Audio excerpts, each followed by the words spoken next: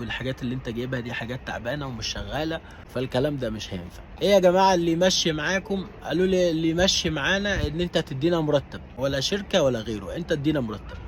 فانا قلت لهم ماشي، لان انا خلاص انا مش معايا اي حاجه، انا كل الفلوس حطيتها في الساعات ده هي، فمش معايا اي حاجه. فوافقت.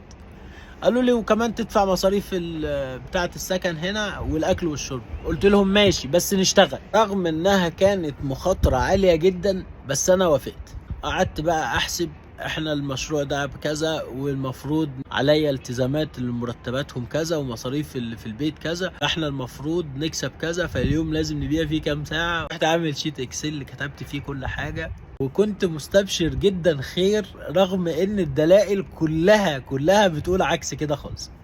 هما يسألوني يا احمد انت هتعرف تغطي المصاريف وتطلع لنا مرتبات؟ مالكوش دعوة، بس انتوا اشتغلوا، معلكوش حاجة غير ان انتوا تشتغلوا. كام يوم وحصل خلاف بينا طبعا بسبب قلة البيع. يا جماعة طب ما انتوا مش شغالين، طب انتوا ما عندكوش اصلا اي خبرة، طب كان ما اختلفنا. فواحد منهم قال لي طب مش معقول يا احمد في مشروع بيبتدي ب$1000. اقسم بالله انا نيتي كانت صافية جدا جدا في الموضوع ده. كل اللي كان في دماغي ان احنا 3 قاعدين في سكن واحد، كلنا في مركب واحدة، لو اشتغلنا وحطينا ايدينا في ايدين بعض اتحرك ونخرج من الازمة اللي احنا فيها، لا اكتر ولا اقل.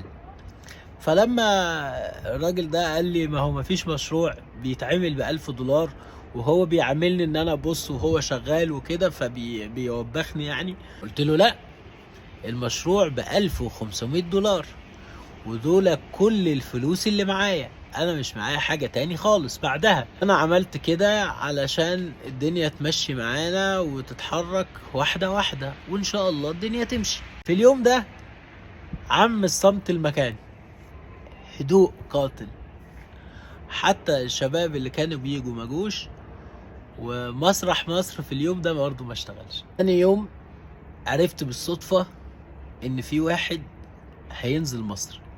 فانا اول ما عرفت رحت قايل له انت هتنزل مصر؟ قال لي اه. قلت له هتنزل مصر؟ طب والحاجة اللي احنا جبناها؟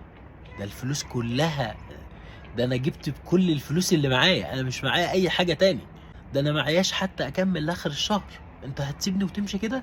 قال لي يا احمد المشروع راس ماله ضعيف جدا، احنا مش حمل خسارة. مش حمل خسارة؟ ده انا اللي شايل كل حاجة.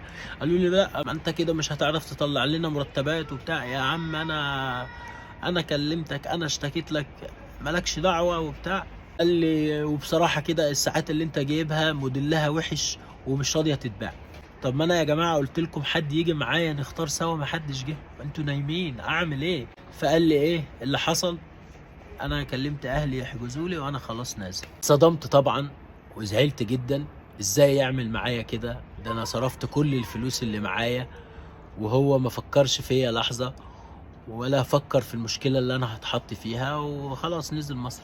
ودي اكبر غلطة عملتها في حياتي، اني صرفت الفلوس كلها وما كانش عندي خطة بديلة.